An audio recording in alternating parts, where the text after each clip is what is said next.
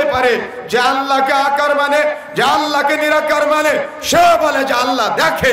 আল্লাহ দেখে না, এই কথা কেউ বলে নাকি? বলে কেউ? দেখে না বলে কথা। একটা হিন্দুও বলে যে তার স্রষ্টা তাকে দেখে, একটা খ্রিস্টানও বলে তার স্রষ্টা তাকে দেখে।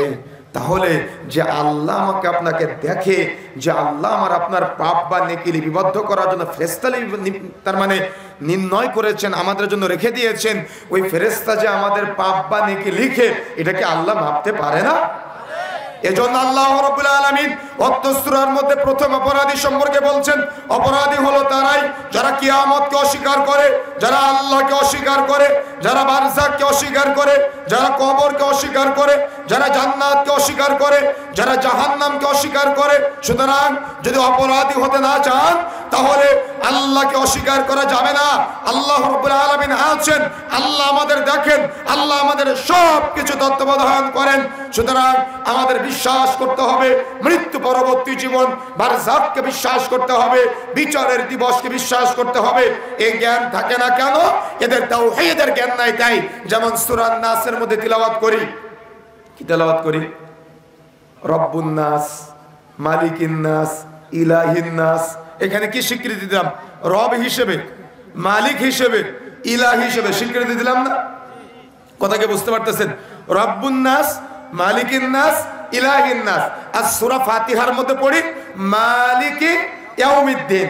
তো এই সর্বসাকুল্যে বিচারের মাঠে আপনার আমার রব, আপনার আমার মালিক, আপনার আমার ইলাহ আমাকে আপনাকে উঠাবেন এবং আমার আপনার জীবনের সমস্ত দুনিয়াতে ভালো মন্দ যা কিছু করতেছি সব কিছুর বিচার ফয়সালা হবে। এই জন্য আল্লাহকে অস্বীকার করে, জান্নাতকে অস্বীকার করে, জাহান্নামকে অস্বীকার করে যারা দুনিয়াতে নাস্তিক্যবাদী চিন্তা লালন করে তাদেরকে সতর্ক হতে হবে, সাবধান হতে হবে। তা না হলে বিচারের মাঠে জবাবদিহিতার কাঠগড়ায় দাঁড়াতে হবে। এই জন্য মনে রাখার চেষ্টা করবেন, আমাকে আপনাকে সতর্ক হতে হবে, সাবধান হতে হবে। 2 নম্বর আয়াতে আল্লাহ বলছেন ফাযালিকাল্লাযী ইয়াদউল ইয়াতীম। অপরাধী হলো তারাই যারা এতিমের সাথে রূঢ় আচরণ করে, এতিমের সাথে খারাপ আচরণ করে, এতিমের সাথে নোংরা আচরণ করে, এতিমের সাথে দুর্বল আচরণ করে, এতিমের ঘাড়ে ধাক্কা দেয়। কি নাই আপনার সমাজে? নাই আমাদের সমাজে। আচ্ছা, একটা নোটিশ এসেছে, মহিলাদের বসার জায়গা হচ্ছে না। অনুগ্রহ করে মা এবং বোনেরা যারা আছেন একটু সামনে এগিয়ে গিয়ে বসার চেষ্টা করবেন, অন্য মা বোনদের বসার সুযোগ করে দিবেন। যদি আপনি সুযোগ করে দেন তারা বসে কথাগুলো শুনতে পায়, নেকির একটা করে ভাগ আপনারা পাবেন। এই জন্য যে যে জায়গায় বসে আছেন একটু এগিয়ে সবাইকে বসার সুযোগ করে দেবেন ইনশাআল্লাহ। আল্লাহ বলছেন ফাযালিকাল্লাযী ইয়াদউল ইয়াতীম। অপরাধী হলো তারাই যারা এতিমের সাথে রূঢ় আচরণ করে, এতিমের সাথে খারাপ আচরণ করে, এতিমের সাথে নোংরা আচরণ করে, এতিমের ঘাড় ধাক্কা দিয়ে বের করে দেয়। আমাদের সমাজে যার বাবা মারা যায় সে সমাজের সবচাইতে বড় অবহেলিত হয়ে যায়, তাই না? আচ্ছা, যে এতিম ছেলেটা রাস্তায় রাস্তায় ঘুরে, আচ্ছা ওই ছেলেটার জায়গায় বা ওই মেয়েটার জায়গায় আল্লাহ আমার আপনার ছেলেকে রাখতে পারতেন না? আল্লাহ আমার আপনার মেয়েকে রাখতে পারতেন না? কি মনে হয় আপনার? আচ্ছা, ওই এতিম বাচ্চাটার জায়গায় আল্লাহ আমাকে আপনাকে রাখতে পারতেন না? ওই এতিমা মেয়েটার জায়গায় আল্লাহ আমার আপনার পরিবারের কোনো সদস্যকে রাখতে পারতেন না? তো আপনি তার সাথে রূঢ় আচরণ কেন করেন? আপনি তার সাথে নোংরা আচরণ কেন করেন? আপনি তার সাথে খারাপ আচরণ কেন করেন? আপনি তার সাথে দুর্বল আচরণ কেন করেন? আমার কথা কি বুঝতে পারতেছেন? ওই এতিম বাচ্চাটার জায়গায় আল্লাহ আমাকে আপনাকে রাখতে পারতেন। ওই এতিম বাচ্চাটার জায়গায় আল্লাহ আমার আপনার ভাইকে রাখতে পারতেন। ওই এতিম বাচ্চাটার জায়গায় আল্লাহ আমার আপনার সন্তানকে রাখতে পারতেন। কিন্তু আল্লাহ দয়া করেছেন, আল্লাহ মায়া করেছেন, আল্লাহ ভালোবেসেছেন, আল্লাহ তার জায়গায় আমার আপনার সন্তানকে রাখে নাই। আমরা যখন মাদ্রাসায় পড়তাম তখন আমাদের অভিভাবকরা যখন আসতো তখন আমাদের জন্য ভালো কাপড়, ভালো খাবার বাড়ি থেকে রান্না করে নিয়ে আসতো। যদি রান্না করে নাও নিয়ে আসতো তাহলে দোকান থেকে ভালো খাবার ক্রয় করে নিয়ে আসতো, তাই না?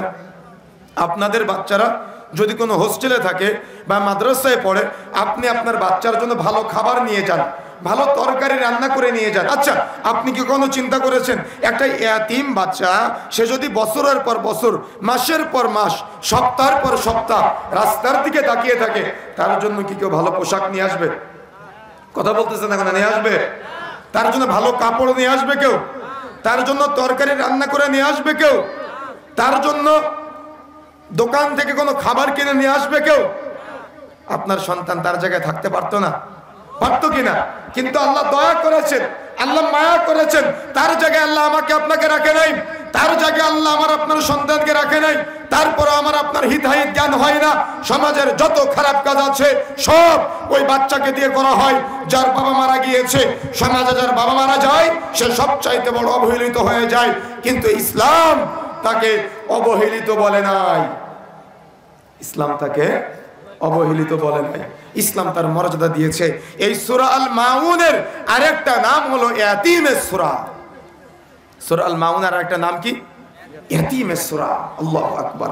আপনি কি জানেন? আচ্ছা, আপনি কি জানেন মসজিদে দান করা অনেক বড় নেকি না? মান বানা লিল্লাহি মসজিদান, যে ব্যক্তি মসজিদ নির্মাণ করবে আল্লাহ সুবহানাহু ওয়া তাআলা তার জন্য জান্নাতে ঘর নির্মাণ করবে। তাই না? শুনেছেন না? আপনারা কথা বলতেছেন না কেন? শুনেছেন? যে ব্যক্তি মসজিদ নির্মাণ করবে তার জন্য জান্নাতে ঘর নির্মাণ করা হবে। আচ্ছা, এটা কি অনেক বড় ফজিলত না? এটা কি অনেক বড় অফার না? আপনি কি জানেন এর চাইতে ফজিলতপূর্ণ আমল আছে? আপনি কি জানেন এর চাইতে অধিক ফজিলতপূর্ণ আমল আছে? কখনো চিন্তা করেছেন আপনি? মসজিদে দান করা আপনি মনে করেন সবচাইতে বড় নেকির কাজ। আমি মসজিদে দান করাকে খাটো করতেছি না, আমি ফজিলত বুঝাচ্ছি আপনাকে। মসজিদে দান করলে জান্নাতে ঘর নির্মাণ করা হয়, কিন্তু যদি আপনি ইয়াতীম লালন পালন করেন, আল্লাহ রাসূল বলছেন যে ব্যক্তি ইয়াতীম লালন পালন করবে ওই ব্যক্তি আর আল্লাহ রাসূল দুইজন জান্নাতে এইভাবে থাকবে। সুবহানাল্লাহ। বুঝেন না আপনি সেটা? আপনি মসজিদে দান করলে আপনার জন্য জান্নাতে ঘর হবে, কিন্তু আপনি যদি ইয়াতীম লালন পালন করেন আপনি রাসূলের সাথে জান্নাতে থাকতে পারবেন। সুবহানাল্লাহ। কি পিছনের ভাইয়েরা সুবহানাল্লাহ বাড়িতে গিয়ে বলবেন? কথা বুঝেন নাই? কথা বুঝতে পেরেছেন? তার মানে ইয়াতীম লালন পালন করলে আপনি রাসূলের সাথে জান্নাতে থাকতে পারবেন। সুবহানাল্লাহ। আচ্ছা, বাবা মারা গেলে কি বড় ইয়াতীম না মা মারা গেলে বড় ইয়াতীম? কে মারা গেলে? কথা বলেন সবাই। বাবা মারা গেলে বড় ইয়াতীম না মা মারা গেলে বড় ইয়াতীম? আচ্ছা, কেউ বলতেছেন মা, কেউ বলতেছেন বাবা, তাই না? কেউ বলতেছেন মা, কেউ বলতেছেন বাবা। আচ্ছা, ইসলামী শরীয়ত কি বলেছে জানেন? ইসলামী শরীয়তের পরিভাষা হলো, তার আগে একটা কথা বলে নিই, এই মাসালা না জানার কারণে ইসলামী শরীয়তের মিরাজ বন্টন আছে না? মিরাজ বন্টন মানে কি বলেন তো? সম্পত্তি ভাগাভাগি। এই সম্পত্তি ভাগাভাগির ক্ষেত্রে ফাঁকি দেয় এই মাসালা না জানার কারণে, এই ফতোয়া না জানার কারণে সম্পত্তি ভাগের সময় ফাঁকি দেয়। কিভাবে ফাঁকি দেয় ভালো করে বুঝবেন। আমাদের সমাজে একজন 40 বছর বয়সী যুবক, তার বাবা মারা গিয়েছে, ও বলতেছে আজকে বড় ইয়াতীম হয়ে গেলাম। কি বলে কিনা? কথা বলতে হবে, বলে কিনা? সে কি ইয়াতীম? সে কি ইয়াতীম? এটা হলো কথার কথা। এটা কি কথার কথা? ইসলামী শরীয়তের পরিভাষায় এই আয়াতের তাফসীরের মধ্যে আপনারা পাবেন, যদি কারোর বাবা মারা যায় তাও আবার নাবালক অবস্থায়, শর্ত কি? নাবালক অবস্থায় বাবা মারা যায় তাহলে সে ইয়াতীম। মা মারা গেলে সে ইয়াতীম না। আপনার কাছে মা মারা গেলে ইয়াতীম মনে হয়, এটা মানবিকতার ক্ষেত্রে, কিন্তু মা মারা গেলে যে সে ইয়াতীম এটা ইসলাম বলে নাই। কেন? একজন পুরুষের 4টা বিয়ে করার অনুমতি আছে, তাই না? একটা মা মারা গেলে সে আরেক জায়গায় বিবাহ করে আরেকটা মা এনে দিতে পারবে। কিন্তু এখানে সমস্যা কি জানেন? এখানে একটা সমস্যা আছে, সেটা হলো যদি কোনো পুরুষ মানুষ 2টা বিয়ে করে আর 2 স্ত্রী যদি 4টা সন্তান থাকে, এরা ছোটবেলা থেকে এরা সৎ ভাই। কি ছোটবেলা থেকে কি শিখে? এরা সৎ ভাই। আসলে সৎ ভাই আর আপন ভাই এই মাসালাটা এখন আমাদের সমাজে ঠিক নেই। কে সৎ ভাই কে আপন ভাই এই মাসালাটা এখন আমাদের সমাজে ঠিক নেই। যার কারণে একজন পুরুষ মানুষ যদি 4টা বিয়ে করে আর 4 জনের যদি 8টা সন্তান থাকে, এদেরকে বলে কি? এদেরকে কি বলে? কি বলে আপনাদের সমাজে? সৎ ভাই। কিন্তু ইসলাম এদের সৎ ভাই বলে নাই। ইসলাম এদের কি বলেছে জানেন? ইসলাম এদের বলেছে আপন ভাই, এরা সৎ ভাই না। তাহলে সৎ ভাই কখন হবে? প্রশ্ন আসতে পারে না? সৎ ভাই কখন হবে?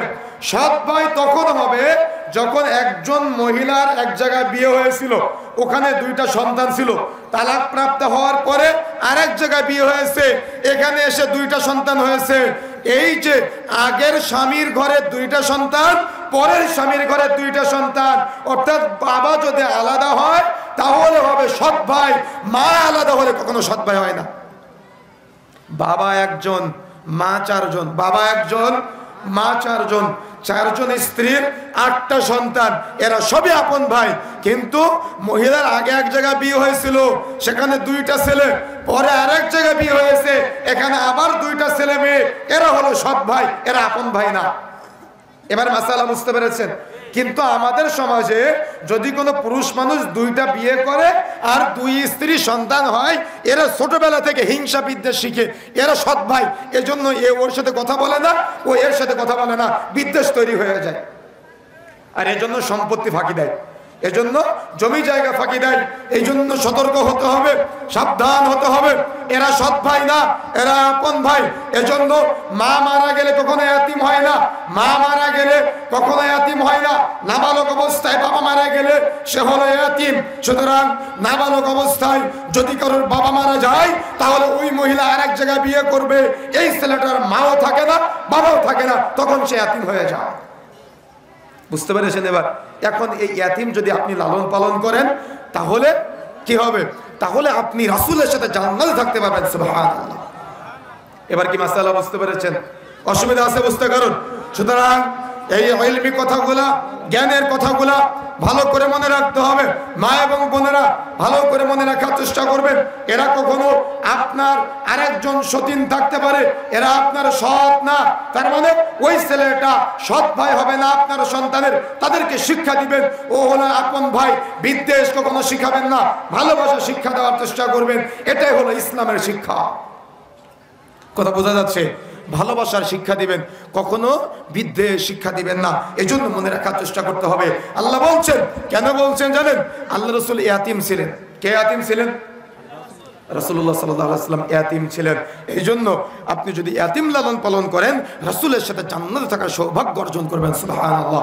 সুতরাং আমাকে আপনাকে চেষ্টা করতে হবে ইয়াতিম লালন পালন করার জন্য, যাতে করে ইয়াতিমকে ঘাড় ধাক্কা দিয়ে বের করে না দেই, যাতে করে ইয়াতিমের সাথে রূঢ় আচরণ না করি, যাতে করে ইয়াতিমের সাথে কর্কশ আচরণ না করি। এদিকে আমাদের খেয়াল রাখতে হবে। 3 নম্বর আয়াতে আল্লাহ বলছেন, ওয়ালা ইয়াহুদ্দু আলা তুআমিল মিসকিন।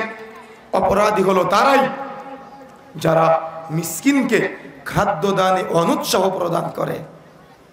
আপনার বাড়িতে ফকির আসলে, আপনার বাড়িতে মিসকিন আসলে, আপনার স্ত্রী তাকে তাড়িয়ে দেয়, কি তাই না? আলোচনার আগে একটা চমৎকার বর্ণনা শোনায় আপনাদের। আমরা যারা ঢাকা শহরে থাকি, এমন অনেক বর্ণনা আমরা দেখতে পাই। কি বর্ণনা দেখতে পাই? শ্বশুর শাশুড়ি গ্রামে থাকে। কোথায় থাকে? গ্রামে থাকে। এখন হঠাৎ করে না বলে শ্বশুর বাড়িতে চলে এসেছে, শহরের বাড়িতে। এখন দরজা খুলেই বৌমা বলতেছে, আব্বু না বলে চলে আসলেন। কি আছে না এমনটা? কি বলে যে ননদ, আপন ননদ বাড়িতে এসেছে, তখন ভাবি বলতেছে যে আফা না বলে আসলেন। কি আছে না এই কথাগুলো আমাদের সমাজে? কথা বলতে হবে, আছে কিনা? অথচ ইসলাম একটা মিসকিনকে খাদ্য দানে অনুৎসাহ প্রদান করতে নিষেধ করেছেন। একদা আল্লাহ রাসূল সাল্লাল্লাহু আলাইহি ওয়াসাল্লাম সাহাবায়ে কেরামকে নিয়ে বসে আছেন। এক বেদুইন এসে বলছেন, ইয়া রাসূলুল্লাহ আমি ক্ষুধার্ত। রাসূলুল্লাহ সাল্লাল্লাহু আলাইহি ওয়াসাল্লাম তার নিজের বাড়িতে খবর পাঠালেন। স্ত্রীর বাড়ি থেকে, অর্থাৎ আল্লাহ রাসূলের ঘর থেকে খবর আসলো বাড়িতে কোনো খাবার নাই। আল্লাহ রাসূলের স্ত্রীদের নিকট থেকে প্রতিটা ঘর থেকে খবর আসলো বাড়িতে কোনো পানীয় ছাড়া আর কোনো খাবার নাই। আপনারা কি বুঝতে পারতেছেন? বিশেষ করে মা এবং বোনেরা এই হাদিসটা ভালো করে মনে রাখার চেষ্টা করবেন। আল্লাহ রাসূল তার স্ত্রীদের কাছে খবর পাঠালেন, স্ত্রীরা ঘর থেকে খবর জানালেন যে বাড়িতে পানীয় ছাড়া আর কোনো খাবার নেই। তখন রাসূলুল্লাহ সাল্লাল্লাহু আলাইহি সাল্লাম সাহাবীদেরকে বলছেন, সাহাবায়ে কেরাম তোমরা কি কেউ এই মেহমানের দায়িত্ব গ্রহণ করতে পারবা? ভালো করে বুঝেন। আল্লাহ রাসূল সাহাবীদের বলছেন, সাহাবা একরাম তোমরা কি এই মেহমানের দায়িত্ব গ্রহণ করতে পারবা? তখন সাহাবীদের মধ্য থেকে আবু তালহা রাদিয়াল্লাহু তাআলা আনহু বলতেছে, ইয়া রাসূলুল্লাহ, লাব্বাইক ইয়া রাসূলুল্লাহ, আমি এই মেহমানের দায়িত্ব গ্রহণ করলাম। অথচ আবু তালহা রাদিয়াল্লাহু তাআলা আনহু জানে না তার বাড়িতে কোনো খাবার আছে কিনা, মেহমানের জন্য কোনো খাবার আছে কিনা, এটা আবু তালহা রাদিয়াল্লাহু তাআলা আনহু জানে না। অথচ আবু তালহা রাদিয়াল্লাহু তাআলা আনহু মেহমানকে নিয়ে বাড়িতে চলে গেলেন। বাড়িতে গিয়ে স্ত্রীকে বলছেন যে রাসূলের মেহমানকে নিয়ে এসেছি, বাড়িতে কি খাবার আছে? কথা বুঝেছেন? কথা বুঝেছেন? বাড়িতে রাসূলের মেহমান নিয়ে এসেছি, বাড়িতে কি খাবার আছে? তখন স্ত্রী বলছেন যে বাড়িতে বাচ্চাদের জন্য সামান্য খাবার ছাড়া আর কিছু নাই। কথা বুঝেন না ভাই? কথা বুঝতে পেরেছেন? আপনার স্ত্রীর মতো কিছু বলে নাই যে বাড়িতে কোনো খাবার নেই আবার মেহমান নিয়ে এসেছে, কি বলে নাই ভাবে? বলে নাই ভাবে? অথচ কিছু বলে নাই, বলতেছে বাড়িতে বাচ্চাদের জন্য খাবার ছাড়া আর কিচ্ছু নাই। তখন আবু তালহা রাদিয়াল্লাহু তাআলা আনহু স্ত্রীকে বলতেছে যে বাচ্চাদেরকে কিছু একটা বলে ভুলিয়ে ভালিয়ে ঘুম পাড়িয়ে দাও, আর বাতিটা নিভিয়ে দাও, যাতে করে মেহমান মনে করে আমরা খেয়েছি, আর খাবারটা মেহমানকে দাও। আপনি বুঝেন না হাদিসটা? আপনি হাদিসটা বুঝতে পেরেছেন? আপনি বুঝেন নাই। বলতেছে বাচ্চাদেরকে কিছু একটা বলে ভুলিয়ে ভালিয়ে ঘুম পাড়িয়ে দাও, আর বাতি নিভিয়ে দাও, যাতে করে মেহমান মনে করে আমরাও খেয়েছি, আর খাবারটা মেহমানকে দাও। মনে রাখার চেষ্টা করবেন। পরের দিন আবু তালহা রাদিয়াল্লাহু তাআলা আনহু রাসূলের সামনে বসলেন। তখন আবু তালহা রাদিয়াল্লাহু তাআলা আনহু যাওয়ার সাথে সাথে আল্লাহ রাসূল একটা মুস্কি হাসি দিলেন। মুস্কি হাসি দিয়ে বলছে, আবু তালহা, ফেরেশতা জিবরিল আমাকে জানিয়েছে তুমি গতকাল রাতে মেহমানের সাথে যে আচরণ করেছো, তোমার আচরণে স্বয়ং আল্লাহ আশ্চর্য হয়েছেন। সুবহানাল্লাহ। সহিহ মুসলিমের বর্ণনা, আল্লাহ রাসূল বলছেন তোমার আচরণে আল্লাহ সন্তুষ্ট হয়েছেন। সুবহানাল্লাহ। এজন্য আবু তালহা ফিল জান্নাহ। কথা বুঝেন নাই? আবু তালহা রাদিয়াল্লাহু তাআলা আনহু জান্নাতের সুসংবাদ প্রাপ্ত সাহাবীদের মধ্য থেকে একজন।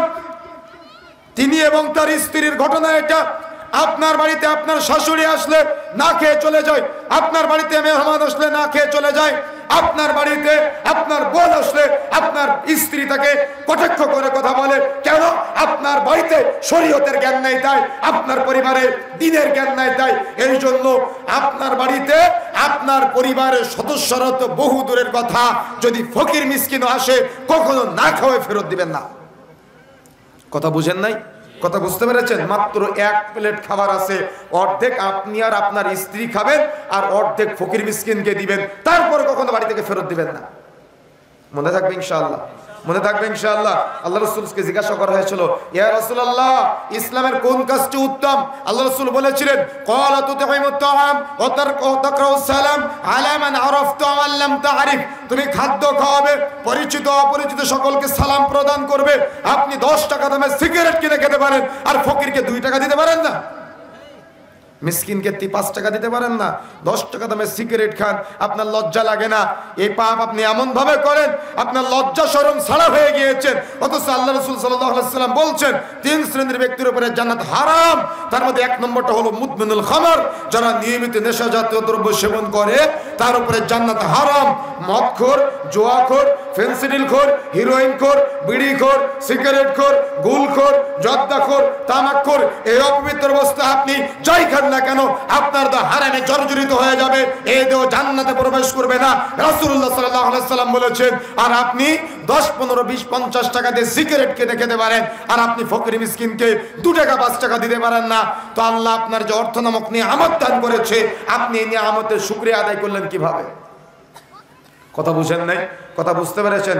এই জন্য আপনার স্ত্রীকে নির্দেশ দিয়ে বলে দিবেন, আপনিও টাকা জমাবেন, সাদাকা বক্স বাড়িতে রাখবেন, আপনার বাড়িতে সাদাকায় অভ্যস্ত করবেন। সন্তানকে সিগারেট কিনানো শিখাবেন না, সাদাকা করা শিখাবেন। সন্তানকে সাদাকা করা শিখাবেন। বাড়িতে আসলে আপনার সন্তান যেন কখনো কোনো ফকির বা মিসকিনকে তাড়িয়ে না দেয়, তাদের সাথে সৎ আচরণ করা শিখে, গরিব মানুষের সাথে ভালো আচরণ করা শিক্ষা দেবেন আপনার সন্তানকে। তাহলে আপনার সন্তান কষ্ট পরিশ্রম নিয়ে বড় হবে, আপনার সন্তান জেনাখোর হবে না, আপনার সন্তান মদখোর হবে না, সিগারেট খেয়ে আপনার সন্তান টাকা নষ্ট করবে না। আর আপনি যদি আপনার সন্তানের হাতে ছোট্ট বাল্য অবস্থায় 7 বছরের ছেলেটা 5 টাকা হাতে দিয়ে বলছেন, আব্বু সিগারেট কিনে নিয়ে আসো, আব্বু বিড়ি কিনে নিয়ে আসো, 1 দিন যায় 2 দিন যায় 5 দিন বলতেছে আব্বু কি খাই, আমিও একটু খাই। কথা বুঝেন নাই? কথা বুঝতে পেরেছেন? আর এভাবে তার লজ্জা এতটাই হীন হয়ে যায়, এভাবে তার লজ্জা এতটাই তার মানে নষ্ট হয়ে যায়, ওর বাবার সামনে সিগারেট খাই ওর লজ্জা লাগে না, ওর মার সামনে সিগারেট খাই ওর লজ্জা লাগে না, ওই ইমাম সাহেবের সামনে সিগারেট খাই ওর লজ্জা লাগে না, ওর শ্বশুরের সামনে সিগারেট খাই ওর লজ্জা লাগে না, ওর সন্তানের সামনে সিগারেট খাই ওর লজ্জা লাগে না, যার কারণে ও সিগারেট খাই আর ধোঁয়াটা যার তার দিকে ছেড়ে দেয়। কি কথা বুঝেন নাই? কথা বুঝতে পেরেছেন? ও সিগারেট খায় আর ধোঁয়াটা যার তার দিকে ছেড়ে দেয়। ও পাপ করে কিন্তু প্রকাশ্যে পাপ করে, ও লজ্জা শরম নাই। সুতরাং সতর্ক হতে হবে, সাবধান হতে হবে।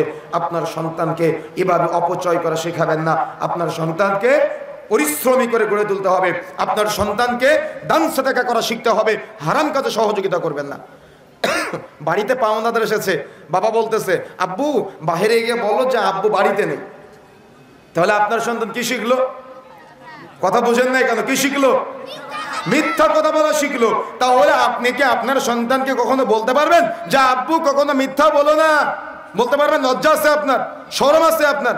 আপনার তো লজ্জাও নাই শরমও নাই, এজন্য আপনি সন্তানকে সিগারেট কিনতে দেন। আপনার তো লজ্জাও নাই শরমও নাই, এজন্য আপনার ছেলে আপনার সিগারেট ধরায় দেয় আর আপনি আপনার ছেলেকে সিগারেট ধরিয়ে দেন। আপনার তো লজ্জাও নাই শরমও নাই, যার কারণে আপনি আপনার ছেলের দাড়ি কাটতে সহযোগিতা করেন আর আপনার ছেলে আপনার দাড়ি কাটতে সহযোগিতা করে।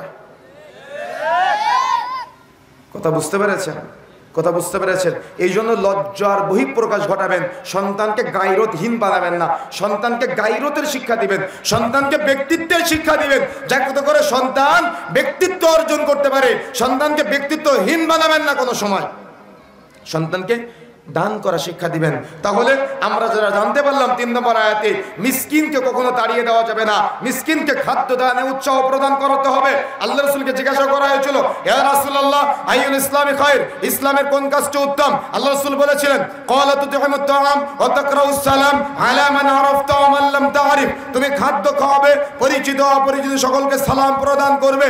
তার মানে মানুষকে খাদ্য খাওয়াতে হবে, পরিচিত অপরিচিত সকলকে সালাম প্রদান করতে হবে। এটা হলো ইসলামের অন্যতম একটা গুরুত্বপূর্ণ ইবাদত। রাসূলুল্লাহ সাল্লাল্লাহু আলাইহি ওয়াসাল্লাম বলেছেন। এখন আসুন 4 নম্বর আয়াতে আল্লাহ বলছেন ফাওয়াইলুল লিল মুসাল্লিন, একটু ব্যতিক্রম আলোচনা। ফাওয়াইলুল লিল মুসাল্লিন অর্থাৎ ধ্বংসপ্রাপ্ত নামাজি, ধ্বংসপ্রাপ্ত মুসল্লি, অর্থাৎ মুসল্লি যারা নামাজ পড়ে তারা মুসল্লি নাকি যারা নামাজ পড়ে না তারা মুসল্লি? প্রথম 3টা আয়াতে কিন্তু এক কেন্দ্রিক আলোচনা পেলাম। তার মানে প্রথম আয়াতে জানলাম অপরাধী হলো ওই ব্যক্তি যে আল্লাহকে রব হিসেবে মানে না, অপরাধী হলো ওই ব্যক্তি যে কিয়ামত দিবসকে স্বীকার করে না। 2 নম্বরে জানলাম অপরাধী হলো ওই ব্যক্তি যে এতিমের ঘাড় ধাক্কা দেয়, এতিমের সাথে রূঢ় আচরণ করে।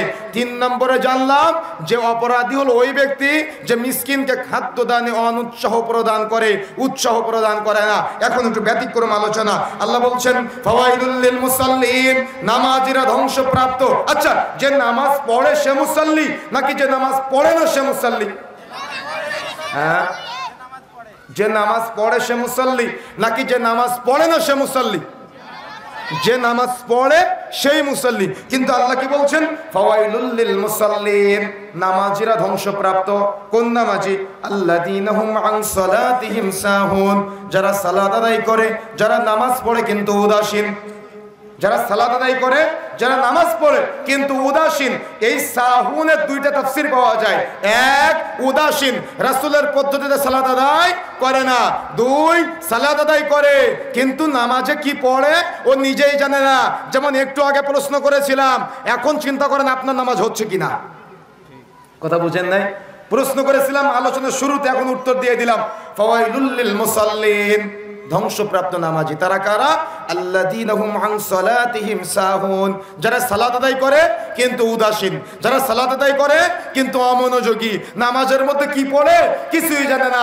যখন নামাজে দাঁড়ায় একবার ডানে তাকায়, একবার বামে তাকায়, একবার সামনে তাকায়, একবার পিছনে তাকায়, একবার আসমানের দিকে তাকায়, একবার জমিনের দিকে তাকায়। ও নামাজের মধ্যে কি পড়ে কিছুই জানে না। অথচ সানার মধ্যে কত চমৎকার আমরা দোয়া করি, আল্লাহুম্মা বাঈদ বাইনি ওয়া বাইনা খাতায়ায়া কামা বা'আদতা বাইনাল মাশরিকি ওয়াল মাগরিব।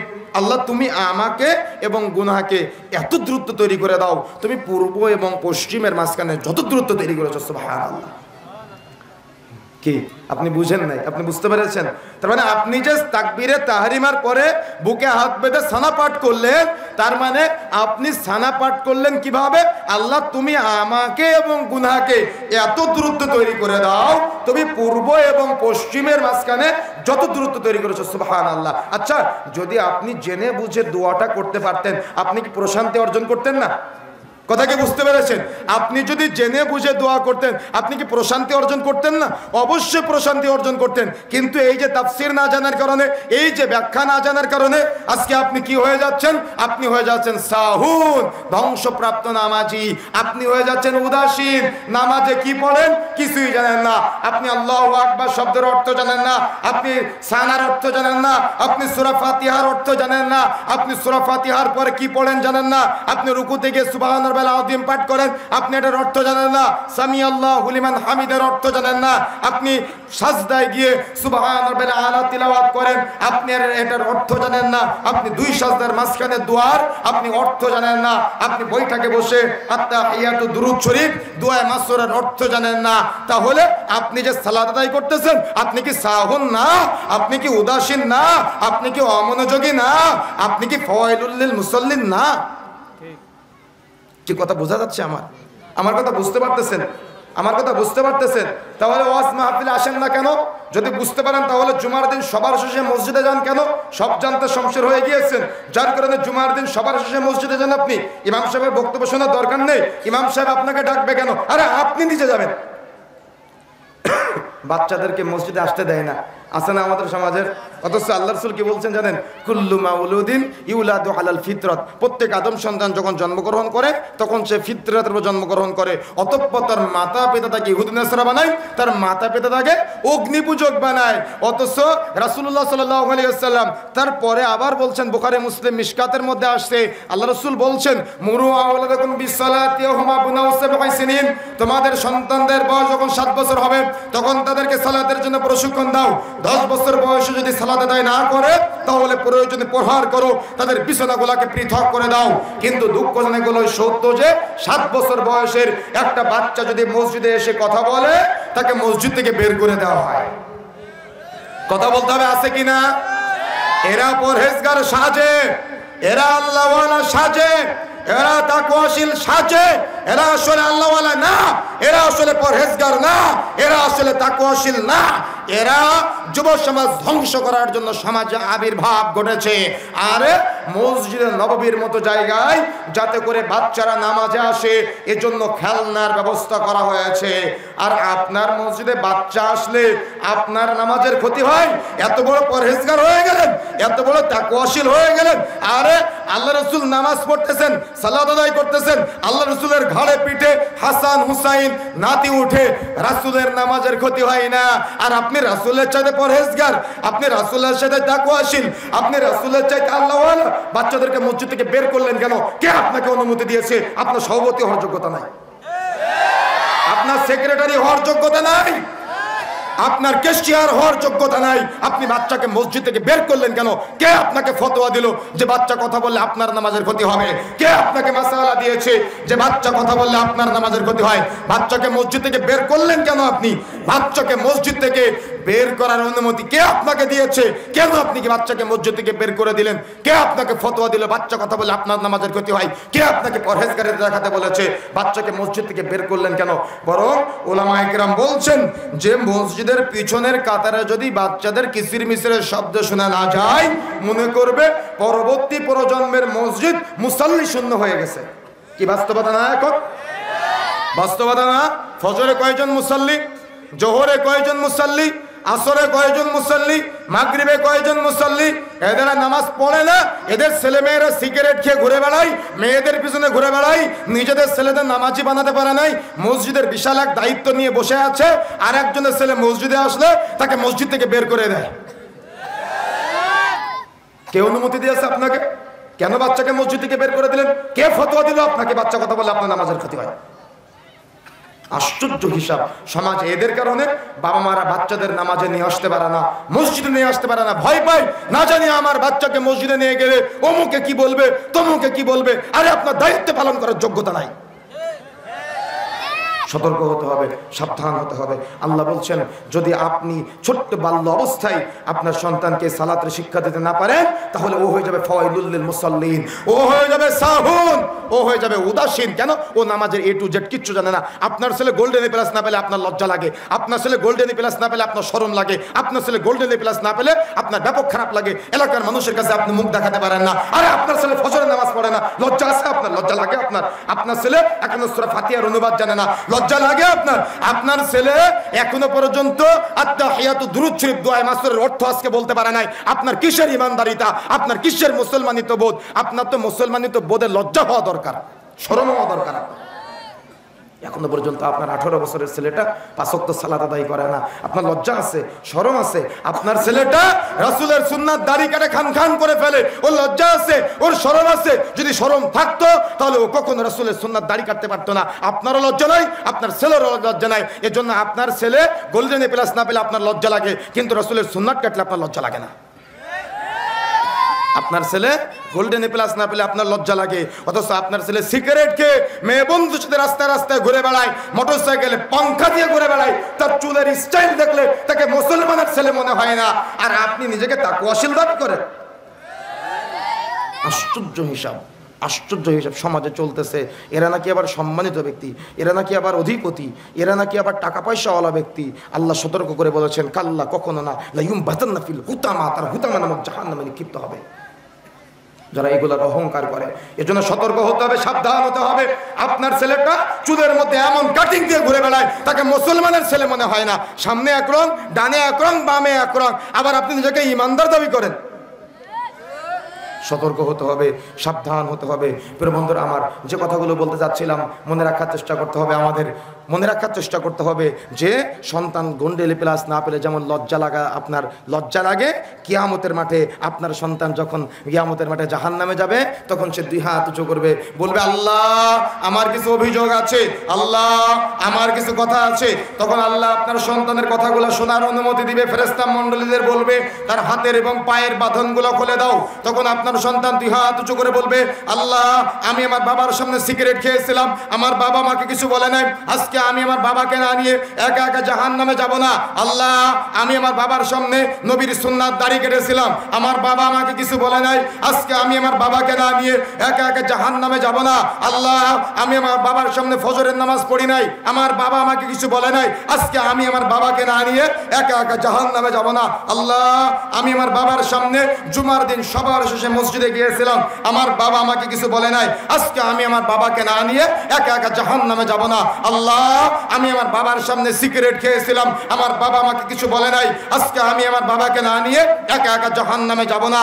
আল্লাহ আমি আমার বাবার সামনে ছেলে হয়ে কাপড় টাকানোর নিচে পড়তাম, আমার বাবা আমাকে কিছু বলে নাই, আজকে আমি আমার বাবাকে না নিয়ে একা একা জাহান্নামে যাব না। আপনার মেয়েটা বলবে আল্লাহ আমি আমার বাবা মায়ের সামনে বেপরদায় রাস্তায় চলতাম, স্কুল কলেজ ভার্সিটি মাদ্রাসায় যেতাম, আমার বাবা মা আমাকে কিছু বলে নাই, আজকে আমি আমার বাবা মাকে না নিয়ে একা একা জাহান্নামে যাব না। আপনার আদরের স্ত্রী বলবে আল্লাহ আমি আমার স্বামীর সামনে স্টার জলসা জিবাগলার নগ্ন সিরিয়ালে বসে থাকতাম, আমার স্বামী আমাকে কিছু বলে নাই, ওই কিসের বিল দিত, ওই কারেন্টের বিল দিত, সে আমাকে কখনো কিছু বলে নাই, আজকে তো আমি আমার অভিভাবককে না নিয়ে একা একা জাহান্নামে যাব না। সুতরাং আপনি যে সুদের টাকায় 5 তলা বিল্ডিং আপনার সন্তানের জন্য রেখে যাচ্ছেন, বিশাল মাছের ঘের রেখে যাচ্ছেন, আপনার সন্তান বলবে আল্লাহ আমি এটা চাইনি, আমার বাবা রেখে গিয়েছিল আমার জন্য, আমি ওটার জন্য জাহান্নাম চাই না, আমার বাবাকে দেওয়া হোক।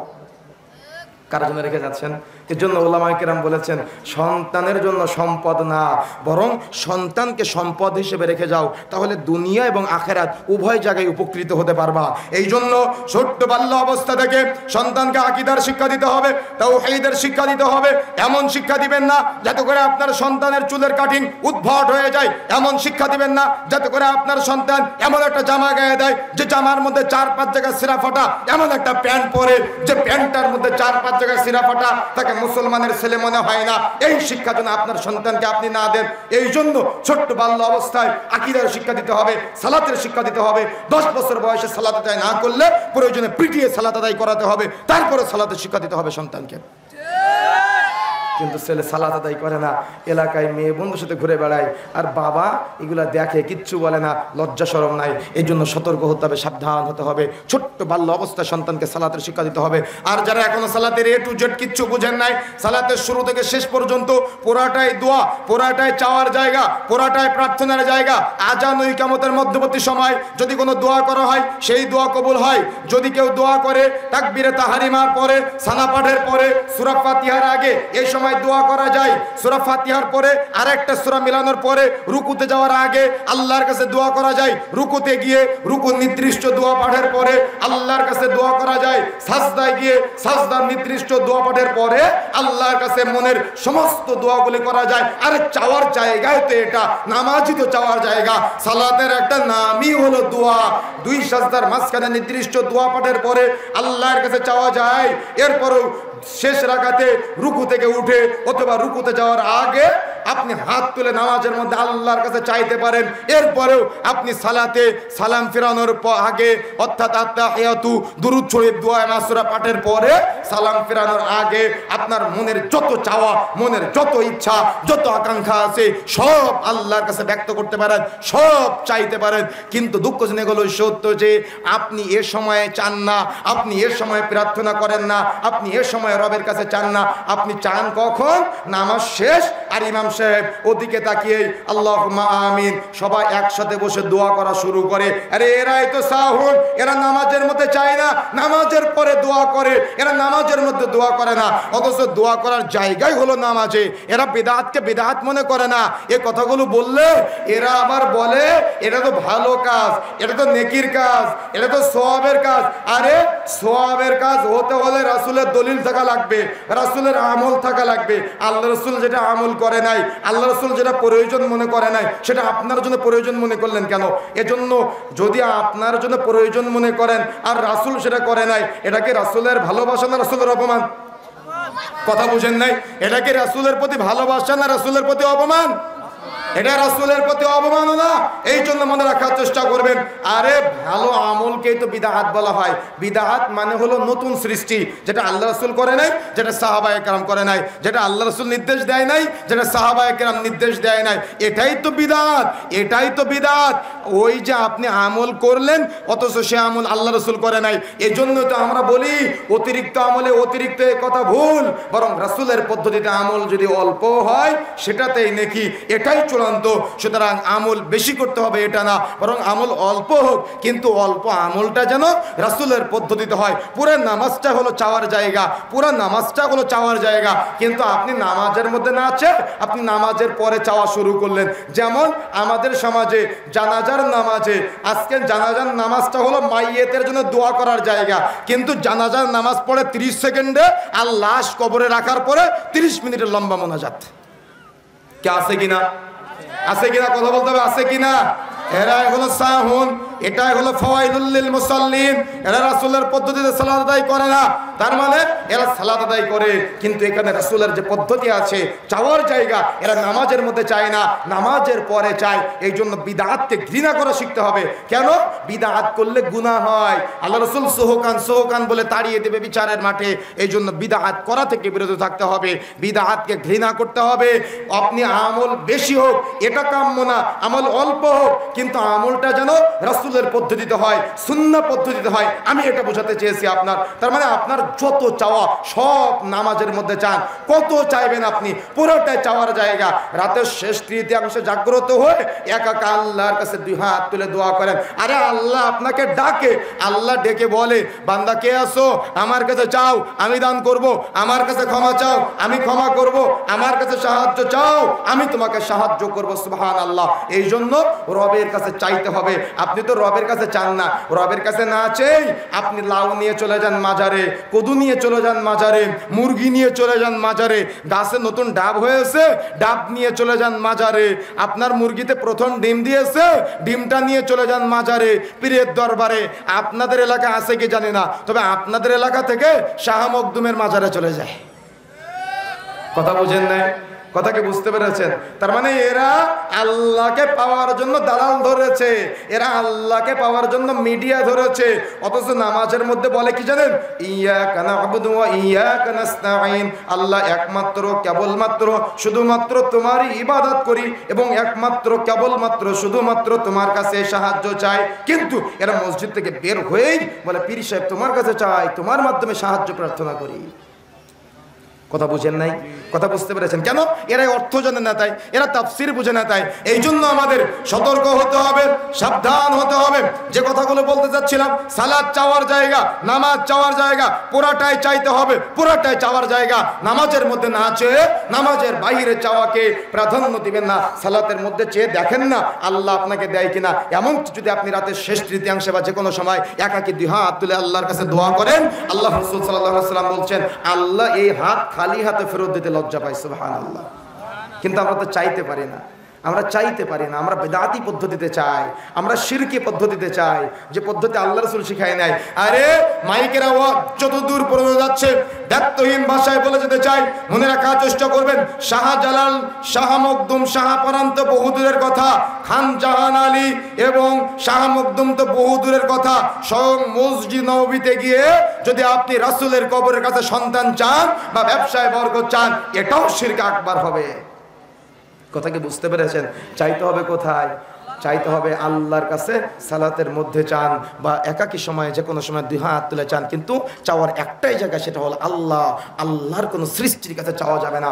সূর্যের কাছে চাইতে পারবেন না, চন্দ্রের কাছে চাইতে পারবেন না, মাজারে চাইতে পারবেন না, খানকায় চাইতে পারবেন না, কবরের কাছে গিয়ে চাইতে পারবেন না। চাওয়ার একটাই জায়গা, সেটা হলো আল্লাহর কাছে চাইতে হবে। আর যদি আপনি নামাজের মধ্যে চান, এটা হবে সবচেয়ে সর্বোত্তম। এই জন্য সালাতের মধ্যে, সালাত নামাজের একটা অর্থই হলো দোয়া, চাওয়ারই জায়গা। অথচ নামাজে এখন চাইবে কিভাবে? এই চাওয়া তো বন্ধ করে দিয়েছে আমাদের সমাজের। এই আপনাদের চাঁপাইনবাবগঞ্জ থেকে এক ভাই ফোন দিয়ে বলতেছে যে আমরা তো এতদিন জানতাম সূরা ফাতিহা নামাজে পড়তে হয় না, কিন্তু আমাদের ইমাম সাহেব বলতেছে যদি কেউ সুবহান রাব্বিল আযীম মুখস্থ না থাকে, রুকুতে গিয়ে যদি সুবহান রাব্বিল আলা মুখস্থ না থাকে, তাহলে এগুলো পড়ার দরকার নাই, ইমাম পড়লে নাকি হয়ে যায়। তো আমরা কি করব? কথা বুঝেন নাই? কথা কি বুঝতে পেরেছেন? তো বলতেছে এতদিন তো জানতাম যে সূরা ফাতিহা পড়ার দরকার নাই, এখন বলতেছে সুবহান রাব্বিল আলাও পড়ার দরকার নেই, সুবহান রাব্বিল আযীমও পড়ার দরকার নেই। কেন?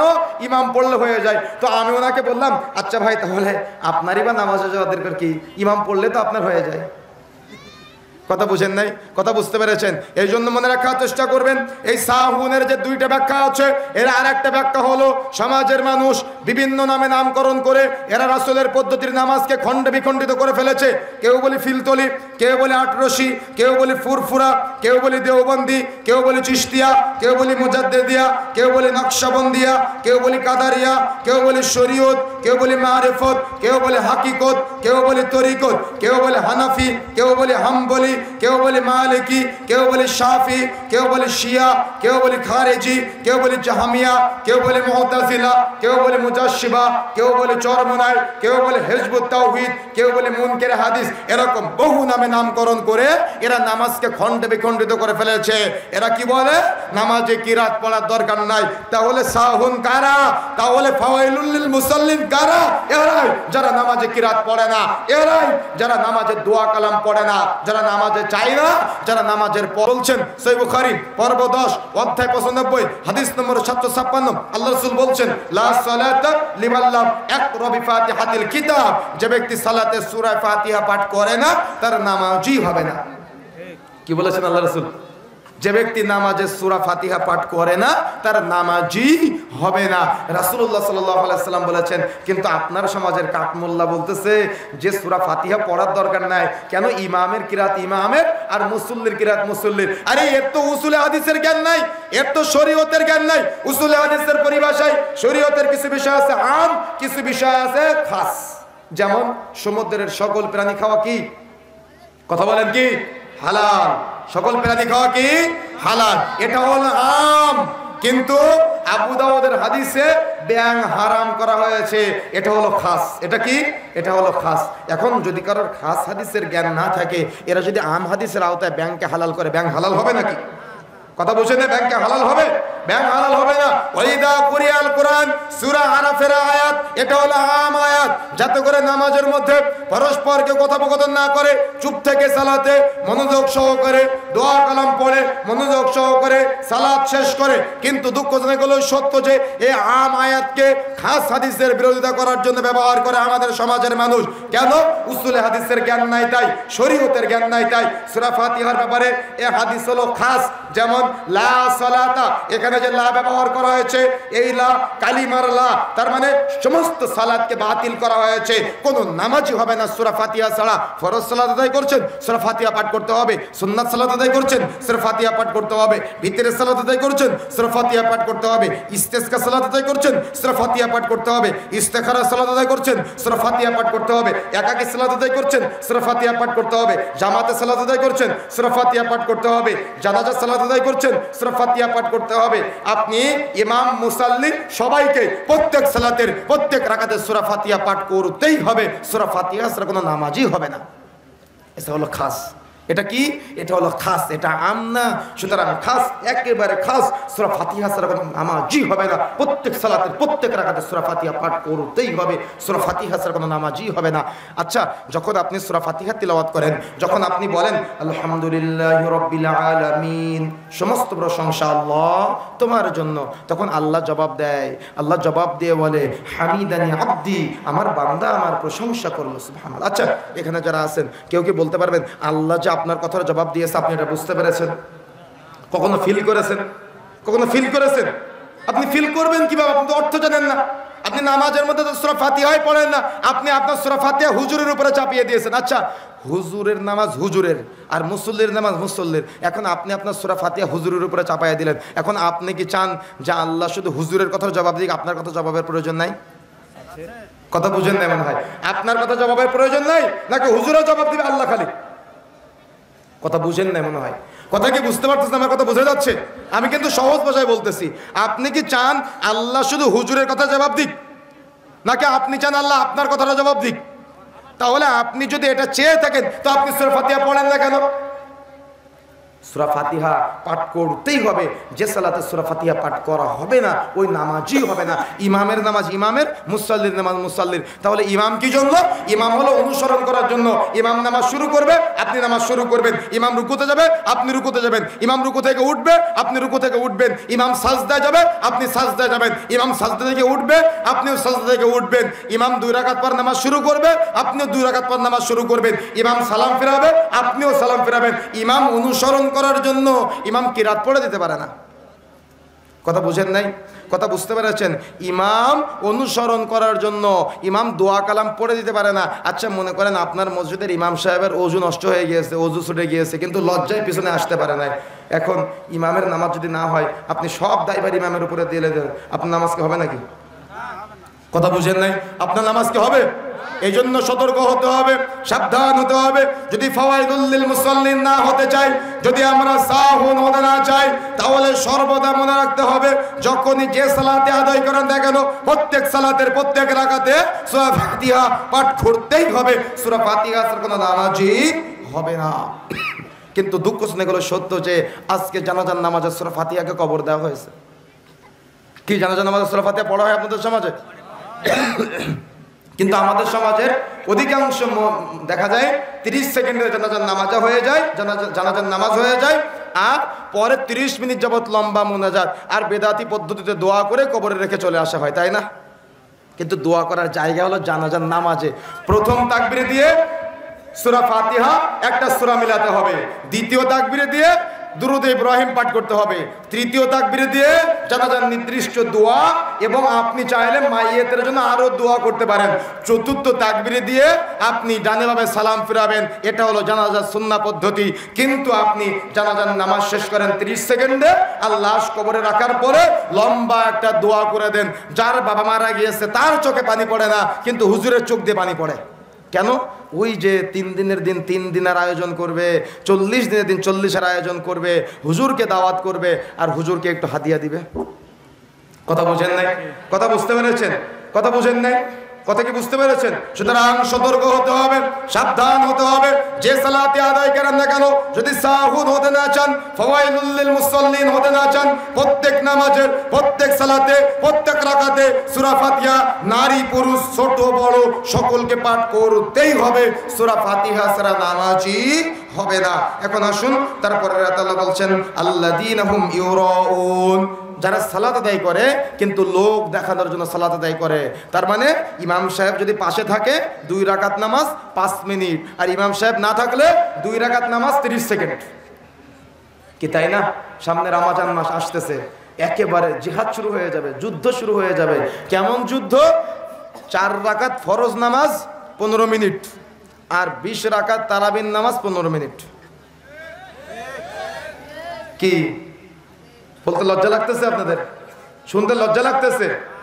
হুজুর ভাড়া করে নিয়ে আসে খতম তারাবির জন্য 4 রাকাত ফরজ নামাজ 15 মিনিট, আর 20 রাকাত তারাবির নামাজ 15 মিনিট, অনেক জায়গায় 14 মিনিটেও হয়।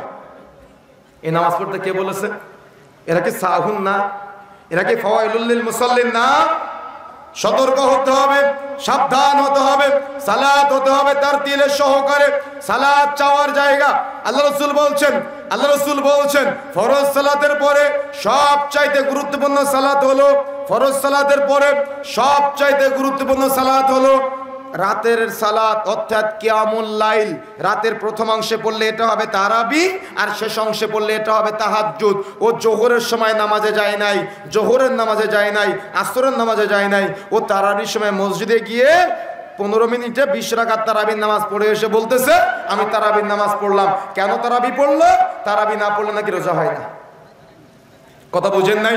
অথচ ফরজ নামাজ পড়ে নাই। আজকে মাইকের আওয়াজ যত দূর পৌঁছে যাচ্ছে, মনে রাখার চেষ্টা করবেন, যদি আপনি তারাবি সালাত আদায় না করেন তাহলে আপনার সিয়াম হয়ে যেতে পারে। কেন? তারাবি আলাদা ইবাদত, সিয়াম আলাদা ইবাদত। তারাবি আলাদা ইবাদত, রোজা আলাদা ইবাদত, একটার সাথে আর একটার কোনো সম্পর্ক নাই, আলাদা ইবাদত।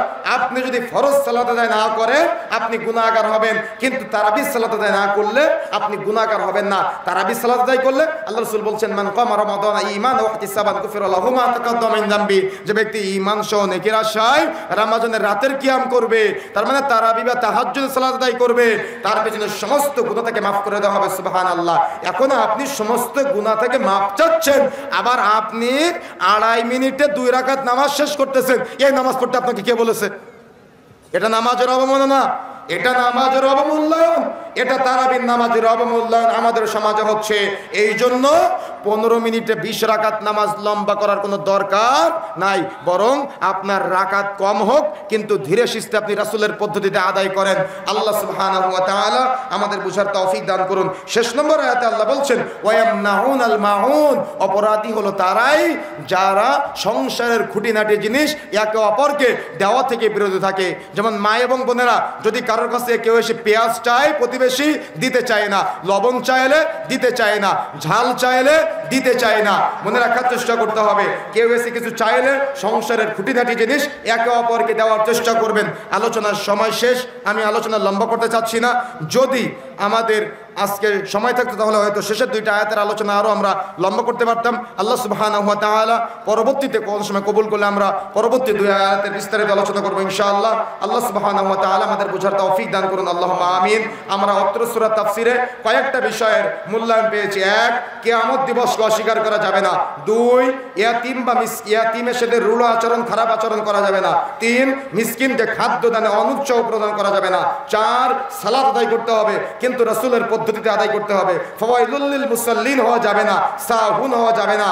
5 সালাত আদায় করতে হবে, কিন্তু লোক দেখানোর জন্য না, লিল্লাহি রাব্বিল আলামিন, একমাত্র আল্লাহর সন্তুষ্টির জন্য সালাত আদায় করতে হবে। 6 সংসারের খুঁটিনাটি জিনিস একে অপরকে দেওয়ার জন্য উৎসাহ প্রদান করতে হবে, কখনো দেওয়া থেকে বিরত থাকা যাবে না। আল্লাহ সুবহানাহু ওয়া তাআলা আমাদের বোঝার তৌফিক দান করুন, আল্লাহুম্মা আমিন। আপনাদের পক্ষ থেকে একটা আবদার এসেছে, সেটা হলো আল্লাহ রাসূল সাল্লাল্লাহু আলাইহি ওয়াসাল্লাম যখন কোনো বৈঠকে বসতেন তখন বৈঠকে দান উঠাতেন। বাচ্চারা আপনাদের কাছে